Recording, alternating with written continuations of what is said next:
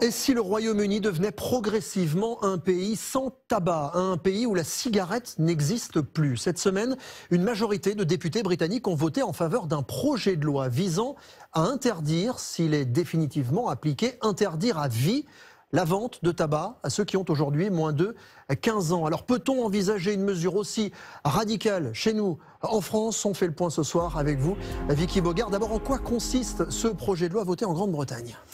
Le gouvernement britannique veut donc interdire la vente de cigarettes à la génération née après le 1er janvier 2009. Concrètement, les jeunes âgés aujourd'hui de 15 ans et moins ne pourront jamais en acheter légalement.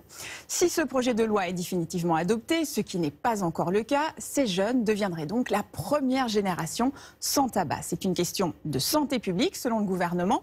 Le tabac est responsable d'environ 80 000 décès par an au Royaume-Uni et d'un cancer mortel sur 4. Selon un récent sondage, 59% des Britanniques sont favorables à une telle interdiction.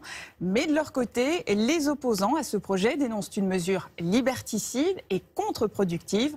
Selon eux, elle risque de rendre le tabagisme plus cool aux yeux des jeunes et de relancer le marché noir. Ailleurs dans le monde, est-ce que d'autres pays ont déjà pris une mesure aussi radicale ?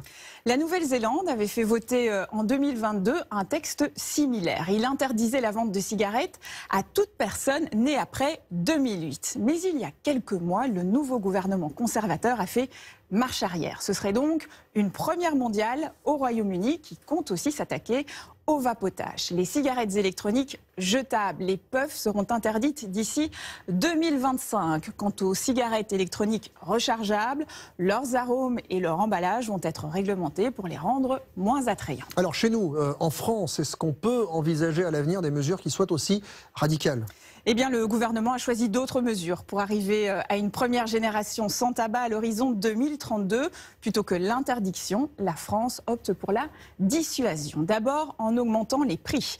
Le paquet de cigarettes va passer à 12 € en 2025 et à 13 € en 2027.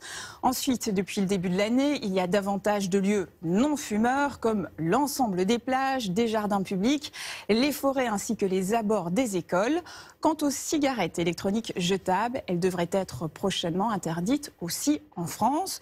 Toutes ces mesures donc pour faire diminuer le nombre de fumeurs réguliers dans notre pays qui atteint 32% de la population contre 13% au Royaume-Uni. Merci beaucoup, Vicky.